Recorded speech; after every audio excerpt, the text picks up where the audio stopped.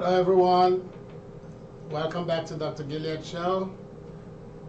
Today is Thursday, July 20th, 2017. I am your host, Dr. Theo Oswala. I want to welcome you back to Dr. Gilead Show. This show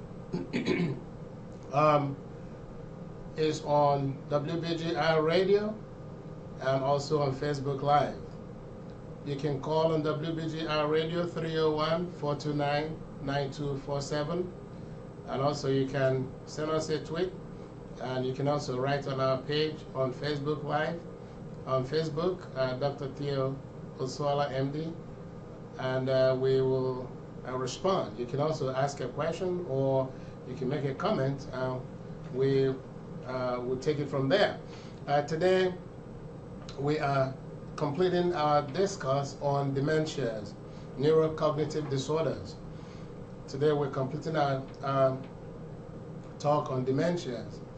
And before we start, I always say, please do not make a diagnosis of yourself based on what you hear on this platform. And also, it's always good to get the appropriate diagnosis and the treatment from a trained and licensed provider who can give you the appropriate treatment.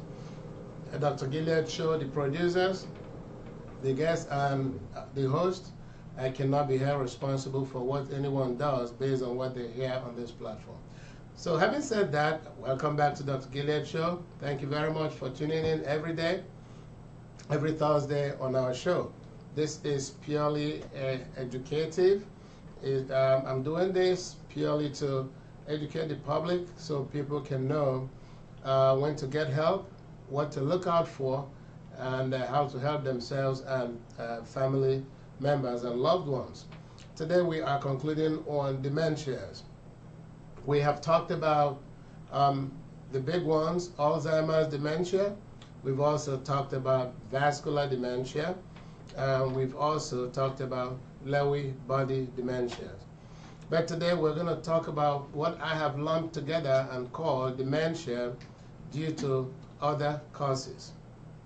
And the other main causes of dementia are traumatic brain injury, trauma to the brain, substance abuse, infections, prion disease, and I'm going to explain all these, Parkinson's disease, and dementia is due to another medical condition.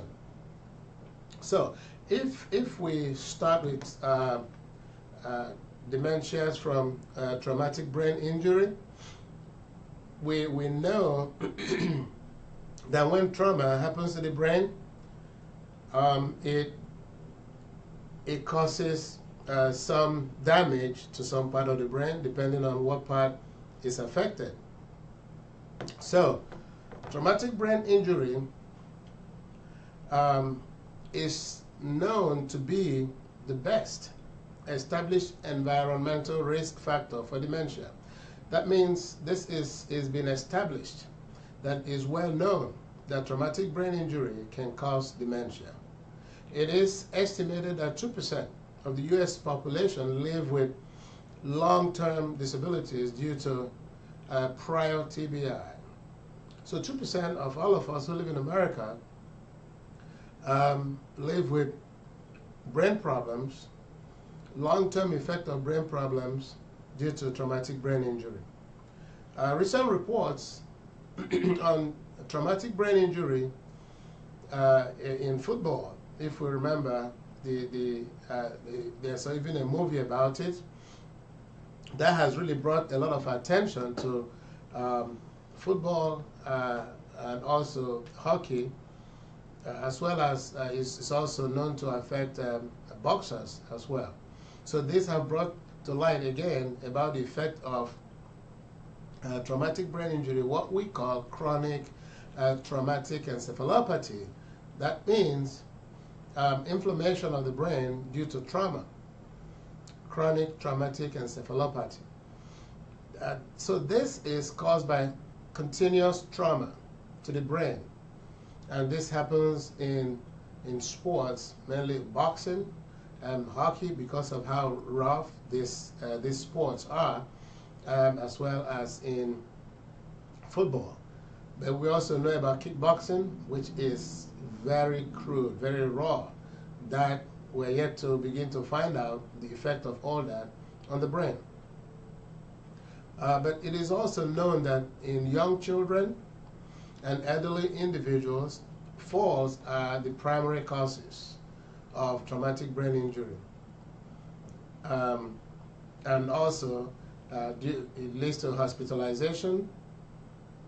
And while that is for young children and elderly people, while in adolescents and young adults, motor vehicle crashes are the primary causes of traumatic brain injury. So if you look at the two groups I have discussed, the two extremes of age, very young people who do not drive, and the very elderly who are very fragile, the commonest cause of traumatic brain injury are falls. While the very young, the middle-aged ones, adolescents and middle-aged people who are very active in driving, motor vehicle accident is the commonest cause of traumatic brain injury. Now, like I said before, TBI is the best established risk factor for dementia. Now, in one study, actually, it was estimated that individuals who had a head injury of sufficient severity to result in loss of consciousness were at the, approximately 50% of them had increased risk of dementia compared to others. That means if you have had a traumatic brain injury that is severe enough for you to lose consciousness, there are 50% chances you will develop dementia as you grow older. So what does that say? We must be very careful when we, in course of our life events, activities. Of course, motor vehicle accidents are accidental, so you just do the best you can to avoid it, but if it happens, it's an accident.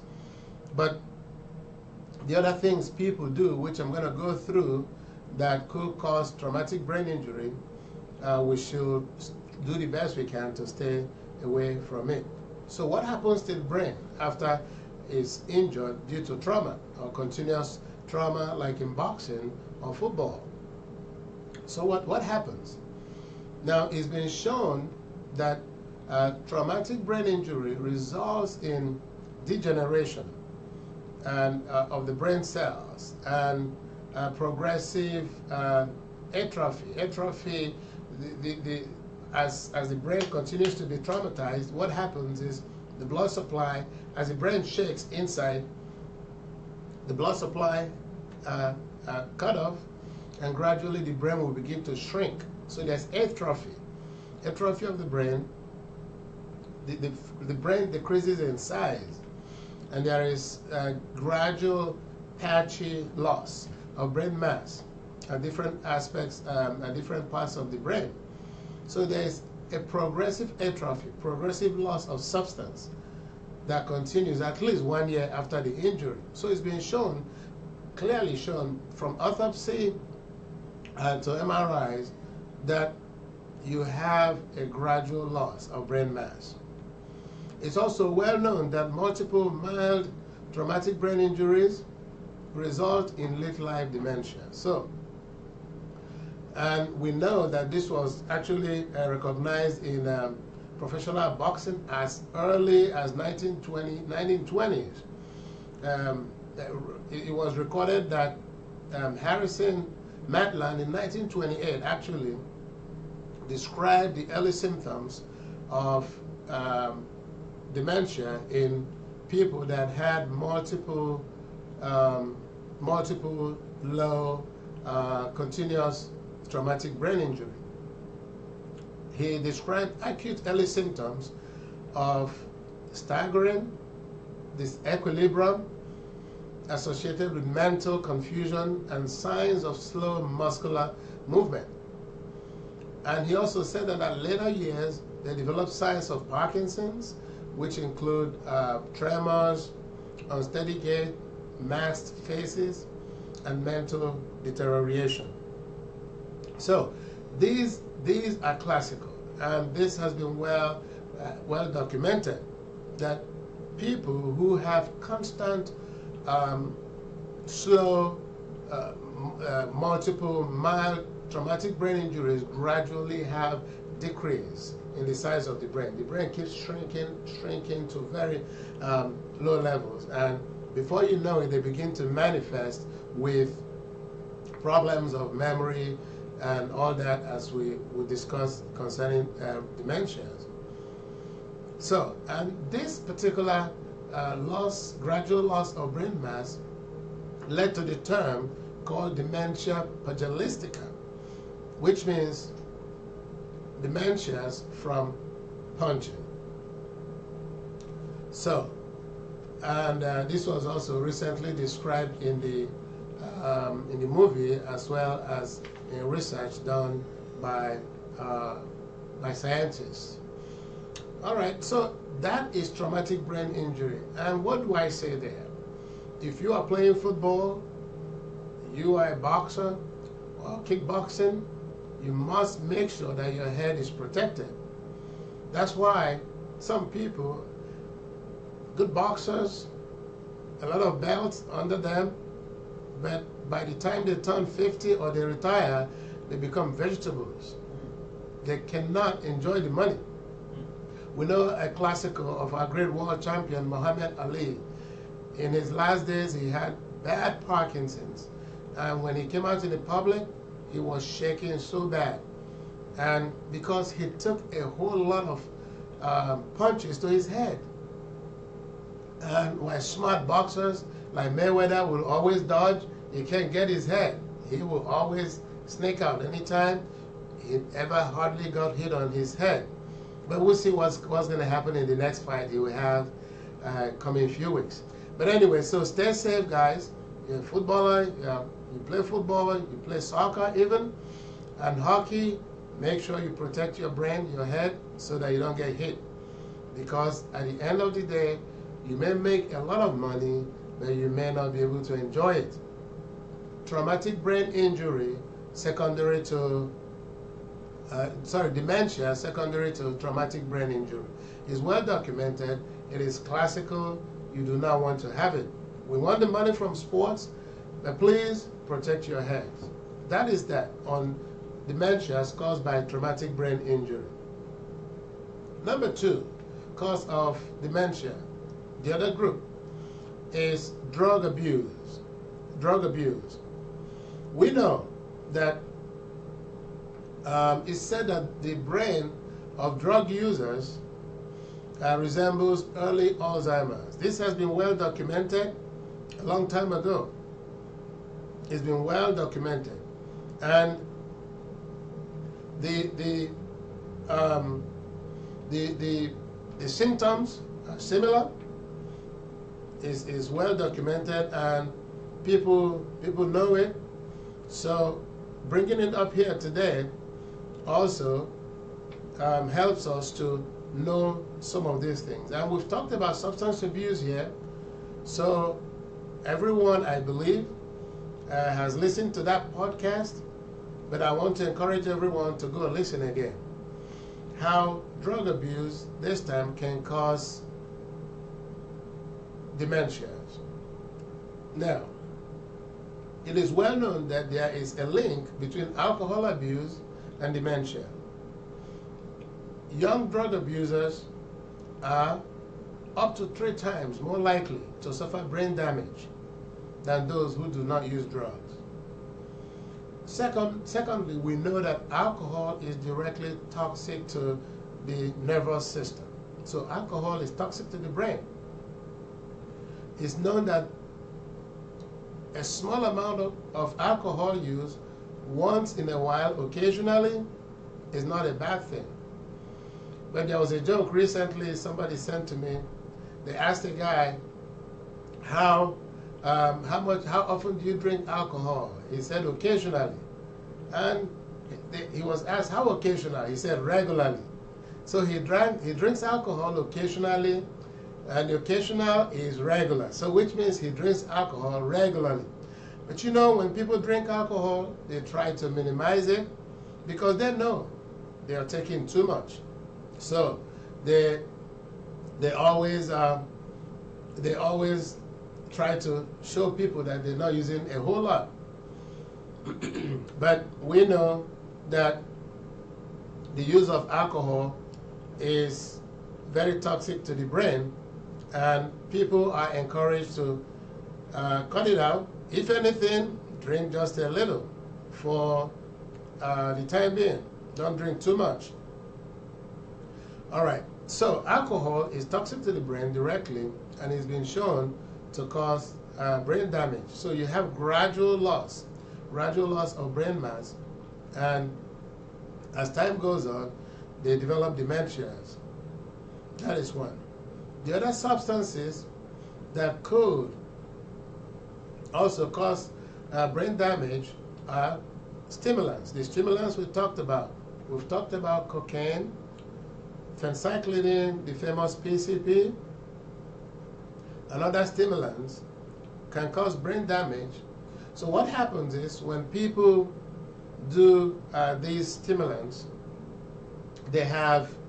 stimulants will cause increase in cardiac output, increase in heart rate, and also increase in blood pressure.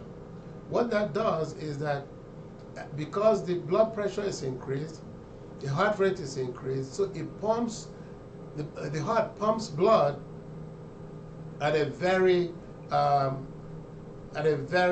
massive speed and with higher intensity, so the tiny blood vessels at the end in the brain will rupture. And gradually, those areas that are supplied by the blood vessels that are destroyed will gradually become atrophic, and that means they will shrink, they will die. Every part of the body that does not get blood supply will die. It will become necrotic and it will die. But because these are tiny blood vessels and it's happening slowly, you do not recognize it. But gradually, within 1 year or thereabout, the people will begin to present with all the symptoms from the damage to the brain. And this is dependent on what part of the brain that is affected. So you have damage to the brain cells, and the symptoms of memory problem, movement problem, motor problem, all that will begin to happen. And if it is affecting the frontal lobe, the areas that control our emotions, you'll see people doing things out of character. So someone who used to be a pastor or a deacon in the church will begin to act in a very irrational way, act in a way that is irresponsible and very flirtatious, and people will say, whoa, this is the deacon in my church, or this is my pastor. But what they don't know is gradually they have had a slow damage to their brain, especially the frontal lobe, and they cannot make appropriate rational decisions anymore. They misbehave. They act in ways that are completely out of character for them. But if you've been listening to what we're talking about, you will understand that this person actually needs help. And that is the way that we can help them, get help for them quickly. All right, so that is drug abuse. Other drugs that could cause brain damage, hypnotics like benzodiazepines. As a physician, as a doctor, people come to my office, they say, hey doc, I want Xanax bars. And I say, what do you need Xanax bars for? What do you need Xanax for? Oh, I feel anxious, I have anxiety, I have panic attacks, and I went to the emergency room. The doctor gave me 2 pills of Xanax and told me to go see my doctor. And once I took the 1 pill of Xanax, I was cool, I was calm. I said, okay, that's good. Xanax will help you, but also Xanax could cause you more problems than you thought. And by the time I finished giving them a clear explanation of what this could do, most people will say, oh, okay, no, I don't want it. But now you have people who are already addicted to Xanax, alprazolam. And they come and I say, look, I do not think you need Xanax or alprazolam at this time. I will give you something else that will control your anxiety. They don't come back. And it's okay. There are some doctors who do not care. Once you walk into their office, they prescribe you whatever you ask for, and they take money and keep going. But I think when you take the Hippocratic oath to heal people, the right thing to do is to tell them what will not cause them problems and what could cause them problems. And as long as you know the ethics, unless someone absolutely needs the medication and you check, that's all that can help that person before it is prescribed. But some people just throw medications and they keep going. But I don't think it's the right practice. You have to do it right. You have to make sure your patient is safe. So medications like benzodiazepines and alprazolam, it's been shown that it could cause brain damage, and especially will cause memory problems. So it's advisable to, as much as possible, if it is possible, not to do those medications.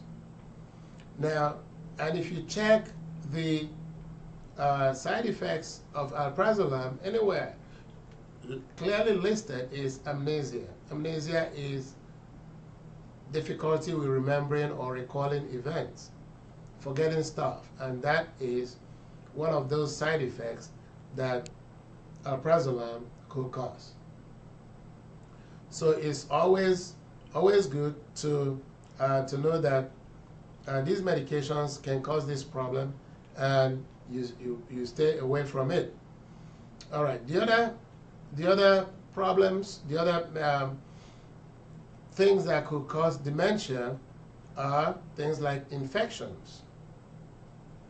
It is well documented that infections like HIV can cause dementia. HIV is the most common preventable and treatable cause of memory loss under those that are aged 50 years old. That is well documented, is well known. So we can really treat this. It is preventable, it's treatable, and it's well documented that it can cause memory loss. Now, dementia due to HIV, human immunodeficiency virus, consists of cognitive problems, behavioral problems, as well as motor dysfunction. Motor dysfunction is muscular movement. Now, in the USA, HIV infection affects over 1 million people. And worldwide, the prevalence is about 40 million. And it's also very high in sub-Saharan Africa, but it's also increasing to very high levels in Washington, D.C. area. So we all have to be very careful so that we can prevent contracting this viral infection. Even though HIV infection is no longer a death sentence like before, but still, the problems that can arise from it is enormous. So if it's possible, try and stay away from it. Now, it's known that the age of HIV-infected individuals over age 50 years is rapidly growing, which means more new people are contracting the virus every day. Why?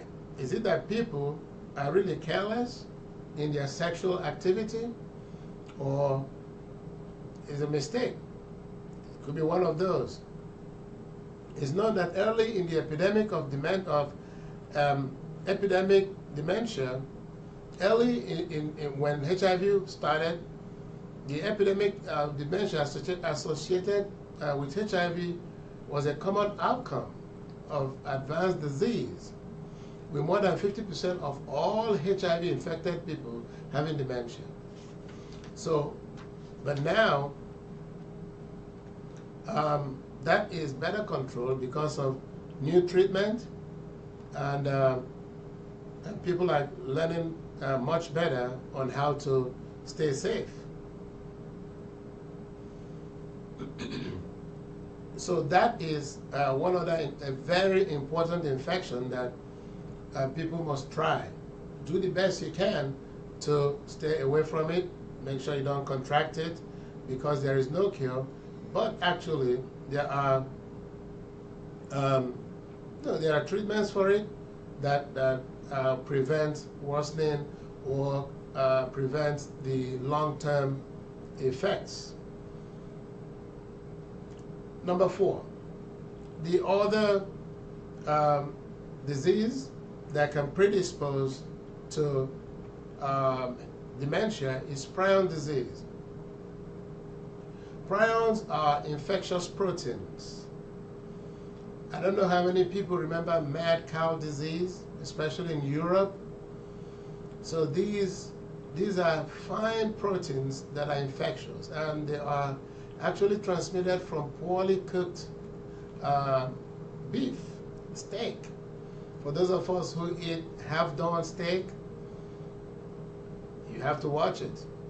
But I know that the beef that comes to the U.S. are well processed, and I think is relatively safe.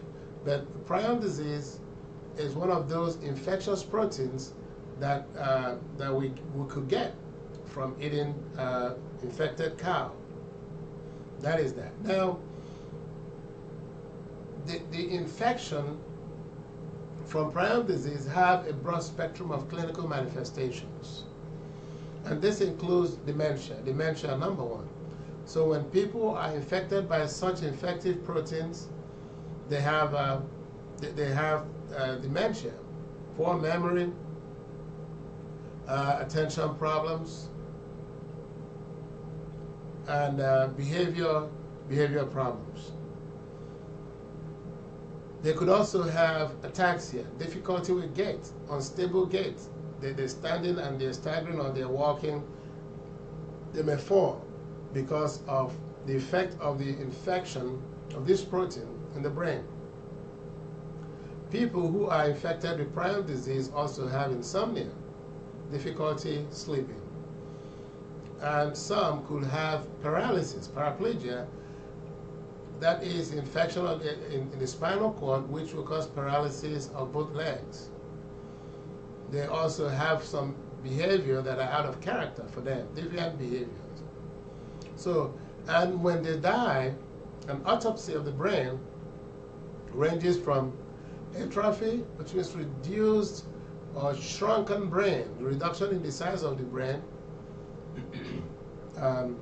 So sometimes you may not find any major change. And this also could cause one of the very rare diseases, Creutzfeldt-Jakob disease, in humans throughout the world. The incidence is sporadic and is known to cause about 1 in 1 million people. So it's not very common. The other medical condition that can also predispose to dementia is Parkinson's disease. Parkinson's. Now, dementia affects 40% of patients with Parkinson's disease. So, and the incidence of dementia is 6 times in people with Parkinson's more than in the average population.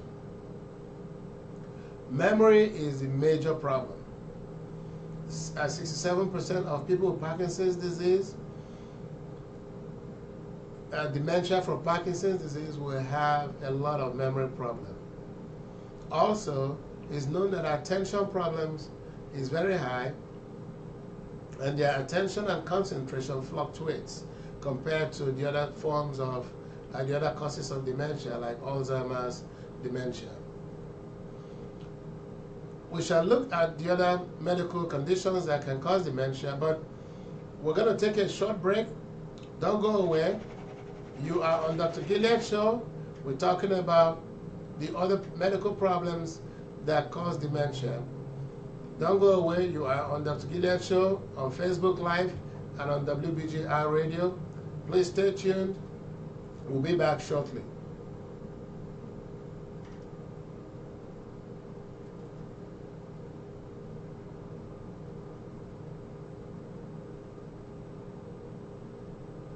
My name's Amanda. I want to tell you about the #1 online insurance quoting site the industry has to offer today. This one-of-a-kind site allows you to get the most competitive quotes on life, health, home, and auto insurance. No more going from site to site or agent to agent to find the best quotes. We offer the best quotes in one place on one site. Unlike other insurance quoting sites that provide some computer-automated voice system or customer service agent sitting in a call center to assist you, we are a full-service national independent insurance agency that will offer you personalized service through one of our local agents to meet all your insurance needs. Insurance Direct 123. We are making buying insurance easy again. For more information, go to our website, www.insurancedirect123.com, or call 1-866-481-0732. What's up, everyone? This is Austin Gold, Mega Art, and we are the hosts of Sports in Black and White. Tune in every Wednesday at 7 p.m. as we break down the latest in high school, college, and professional sports on WBGR. It's game day. Let's go!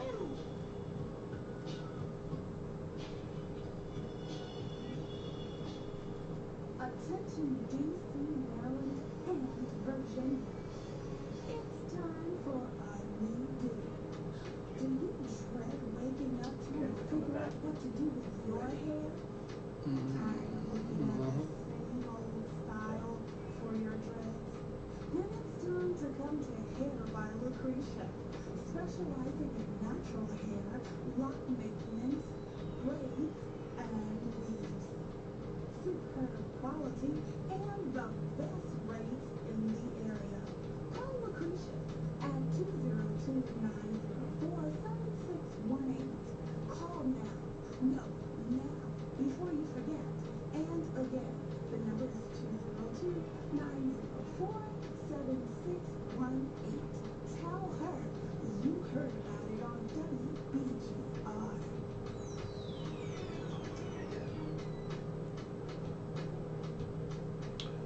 All right, guys, welcome back to Dr. Gilead Show. We are talking about dementias. I want to quickly thank one of our sponsors, Paddock Healthcare Pharmacy. Paddock Healthcare Pharmacy is a family-owned pharmacy and is on Bladensburg Road.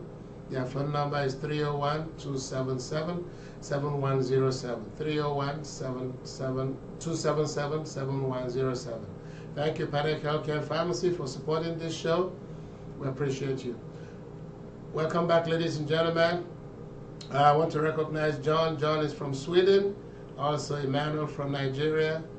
And Victor from Maryland. And thank you, everyone, for tuning in today. We are concluding our talk on dementias. And we've talked about the different illnesses, conditions that can predispose to dementia, but also there are ones that I have lumped together, which I've called dementia due to other medical conditions.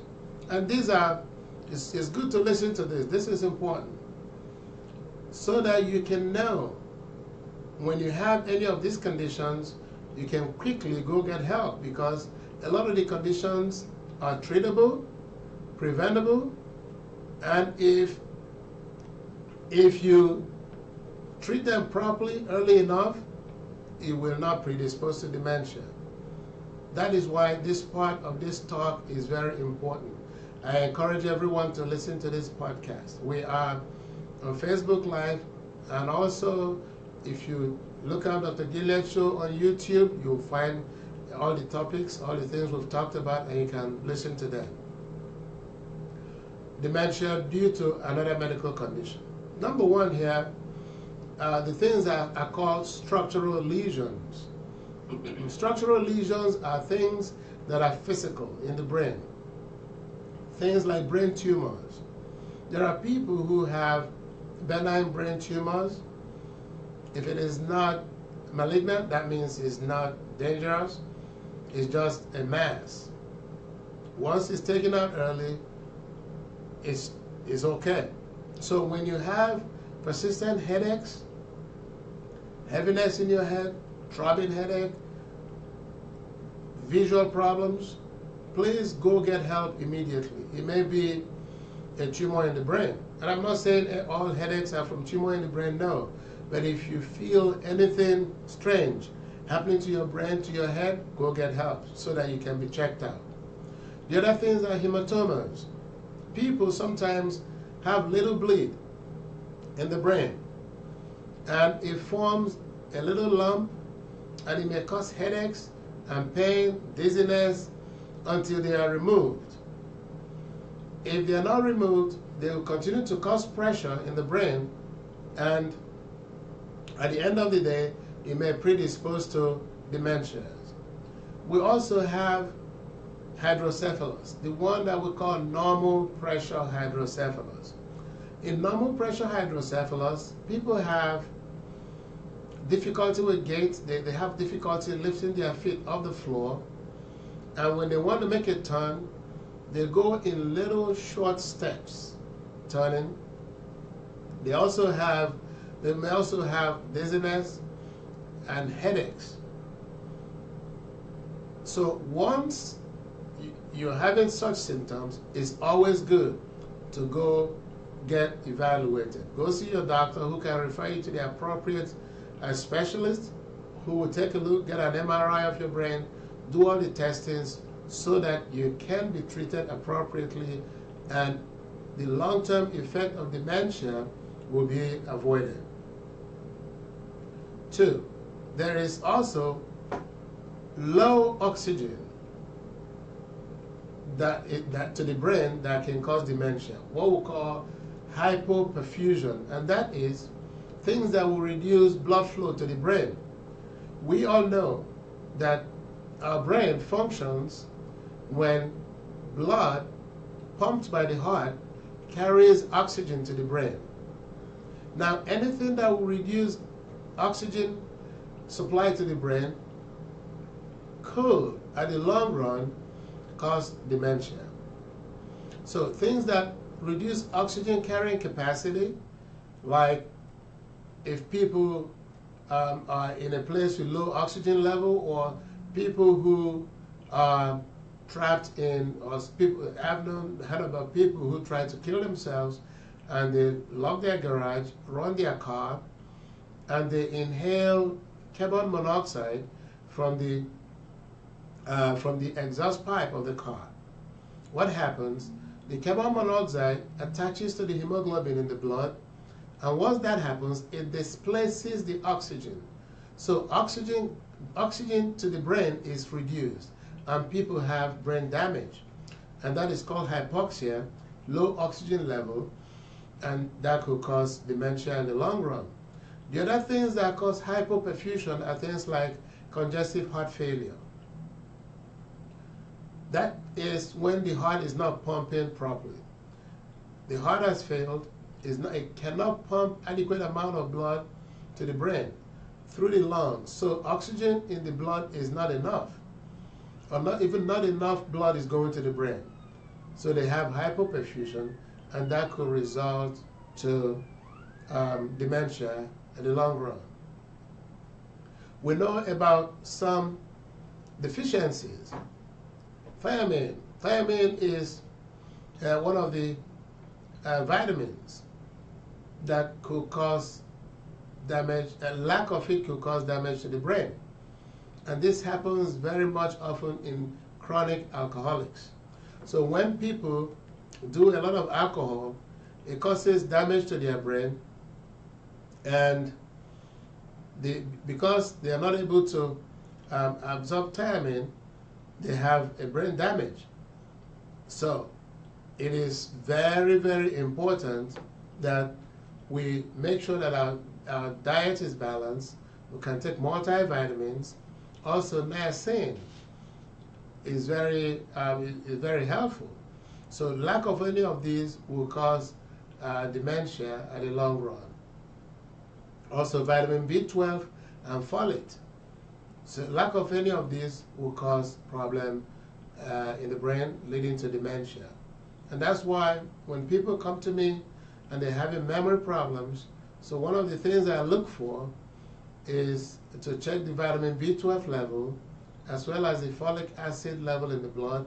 A lot of the times you can't imagine how low their vitamin B12 is.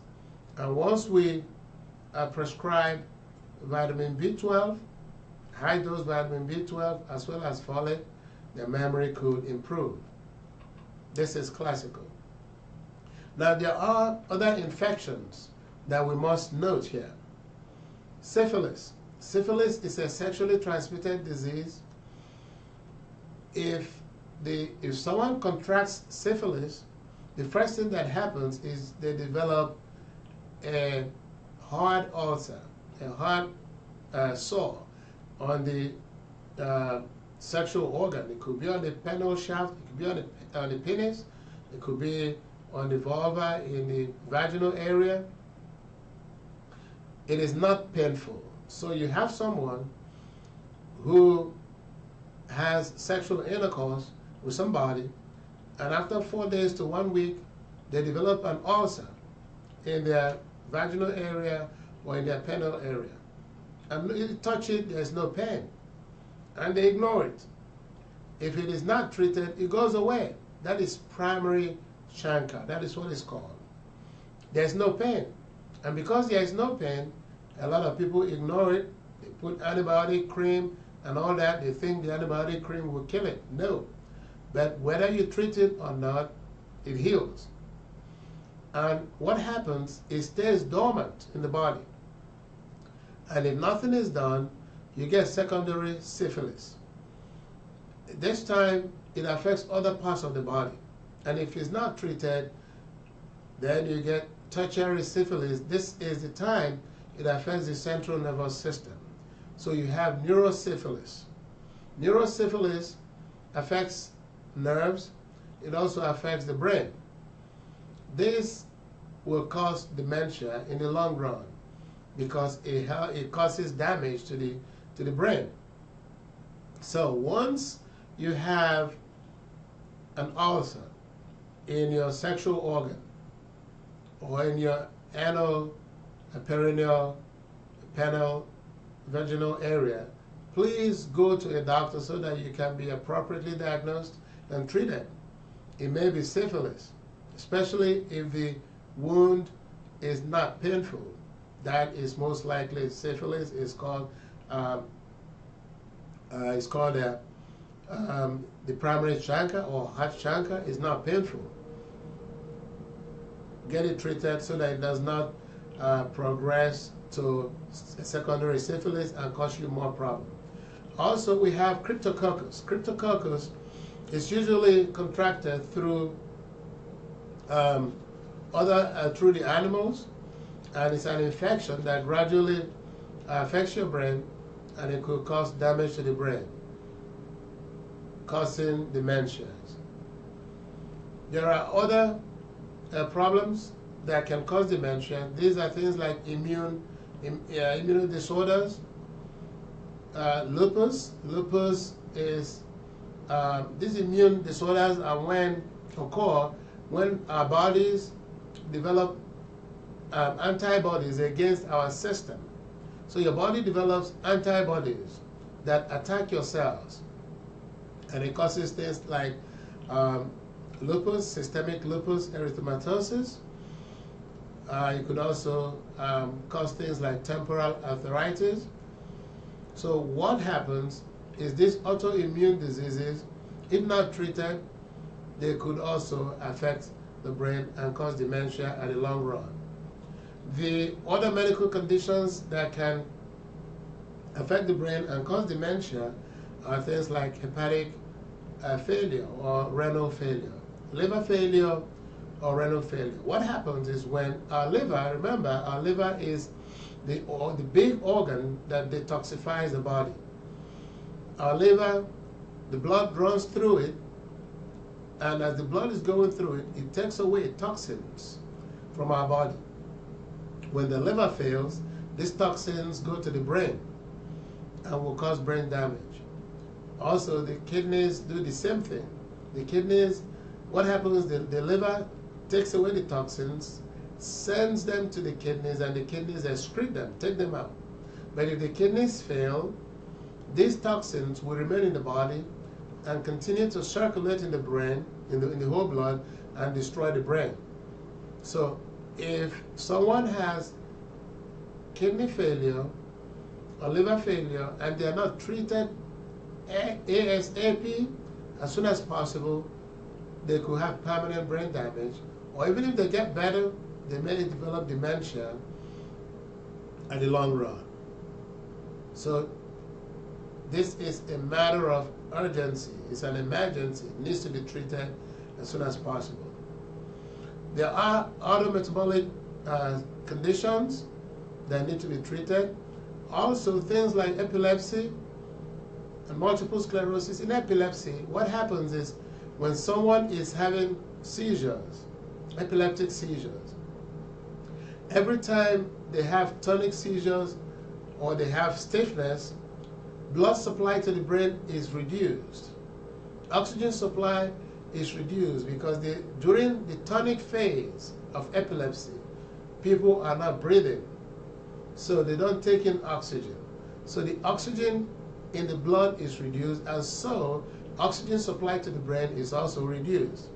That can cause brain damage. And this, at the end of the day, will predispose the person who has constant epileptic seizures, especially what we call status epilepticus, which is constant seizure that does not stop at intervals. Usually when people have epilepsy, they have the seizure, it stops, and after some time, another seizure episode happens. But there are conditions, or sometimes when people have status epilepticus, which is constant seizure. So it does not give the body time to take in oxygen and send enough oxygenated blood to the brain, and it causes brain damage.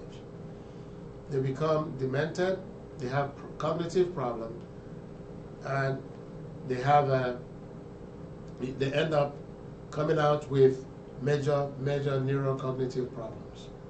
This is classical.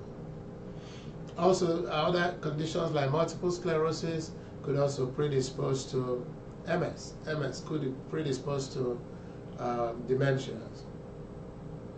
We've talked about the symptoms of dementia.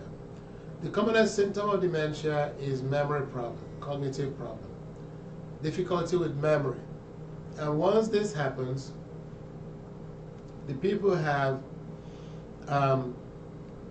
difficulty remembering things, difficulty remembering people they knew prior. They also have difficulty with attention and concentration. Their attention span is very short. You are having a discussion and they don't remember where they started or where they stopped talking.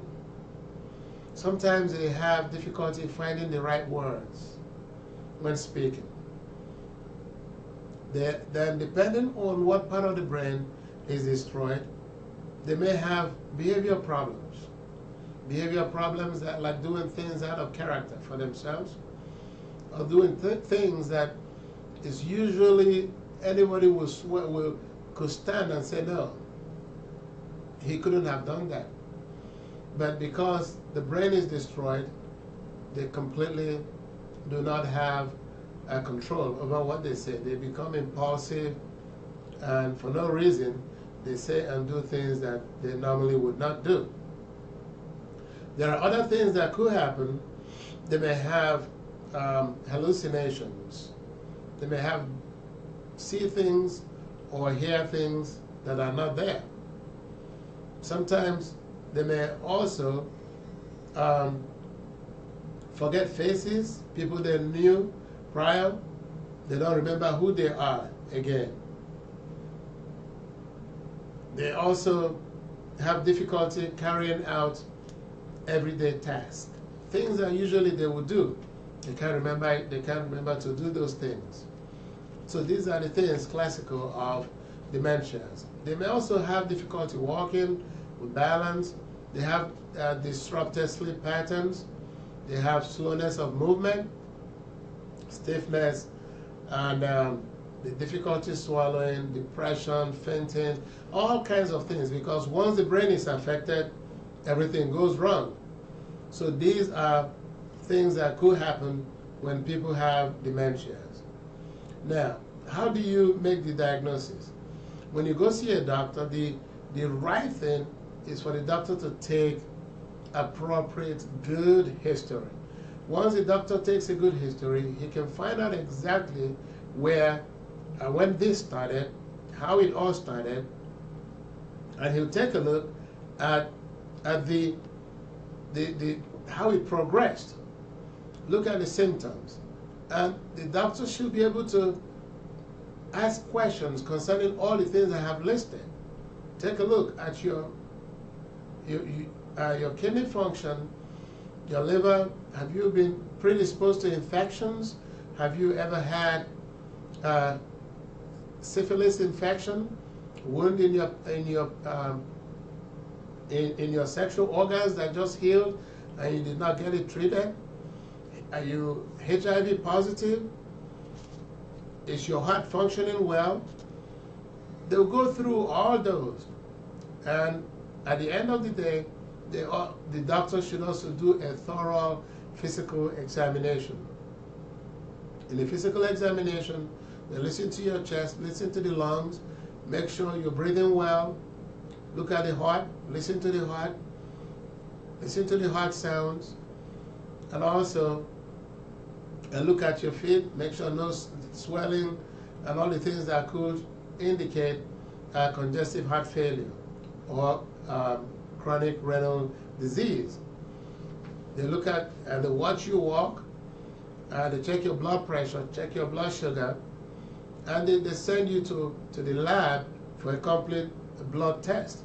That will take a look at your blood sugar, make sure you don't have diabetes, look at your cholesterol, the liver function test, thyroid problems, check for syphilis, and also make sure that you don't have HIV. So they run a test for HIV.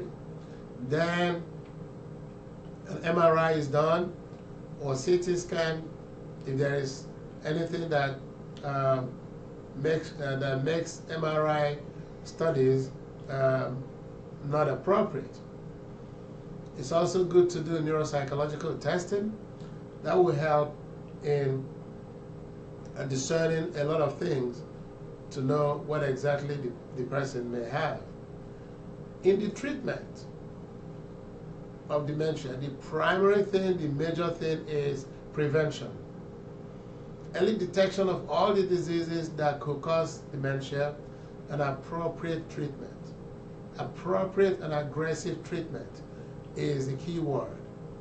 Once these are treated, the preventable causes like drug use, cocaine, alcohol use, PCP, and all those drugs that may predispose to dementia must be avoided. Run away from them. Run. Do not stay. Run away from those drugs. It may cause you a major problem as you grow older. Treat those diseases. Anything that may predispose to dementia must be treated vigorously and aggressively. Now,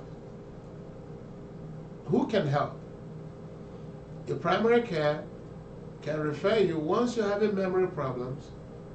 Then it is a little late, but you need to be referred to a neurologist, geriatric psychiatrist, those that are trained for that treatment. Once someone has dementia already, like I have said in the past, the way to help them is to help them adapt to a daily routine. They should do the same thing, the same time every day. Why? because changes, they cannot remember. Changes make life difficult. Once you make changes to their routine, they're lost. They cannot remember it. So they must do the same routine every day, regularly. Now, also, necessary changes to their environment need to be made. Remove clutters, anything that can cause problem, because they may have difficulty with their gait, and that means they may have difficulty lifting their foot off the floor, depending on what part of the brain is damaged. So remove clutters, anything that can make them trip and fall. Also for the elderly, our elderly grandmas and grandpas who live in their one-bedroom apartment alone, carpets must be removed so that they don't trip on the carpet. If there are any folds, they must be straightened out. Also clear the hallways, the path that they need to walk through. Rearrange furniture, put them near the walls. All this would avoid tripping and falling over. Number 3, all those with dementia, no matter how early or how late, they should stay physically active. And they can do this by swimming. Swimming is very, very helpful. It's vigorous, but they can go at their pace. Of course, under the supervision of somebody. Yoga, Tai Chi, these are all helpful. And they must follow up with their doctors as regularly as possible. General conditions must be treated. If they're having more problems, they can visit the doctors more frequently. It's always to understand some of the complications that can happen in dementia, because this is the closing part of this topic of dementias. When people have dementia, they lose focus. They lose memory of their environment. So what happens, they go out, they get lost. So they're wandering. So you cannot let them out by themselves. They must have some support from family members, loved ones, to avoid wandering and getting hurt or getting knocked down by cars. Also, they may have delusions, so family members may need to tolerate them. I have a patient many years ago who every time he was very suspicious that his wife was dating somebody. So every time he looks, he can't find the wife. The wife may be in the kitchen or in the bedroom. He begins to yell, thinking she has sneaked out of the house to go see her lover, that the spouse is at home.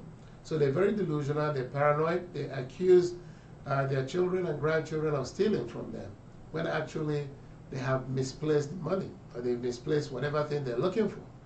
They also may have hallucinations, they have poor judgment, so family members must learn to tolerate and help them.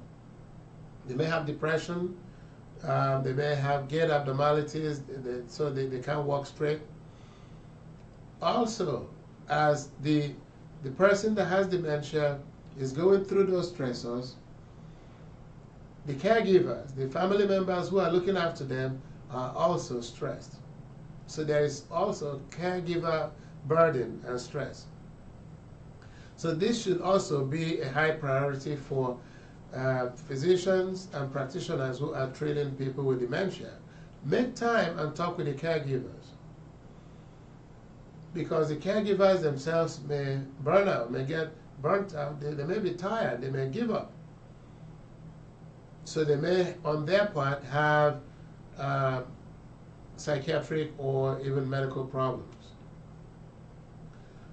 For caregivers, I have said before in the past podcast, if you follow these guidelines I'm going to tell you, you may have it not as difficult as you've been having. Use short sentences when communicating with people with dementias. Tell them something brief, one thing at a time. Do not go to 3 steps. So tell them, go to the room, period.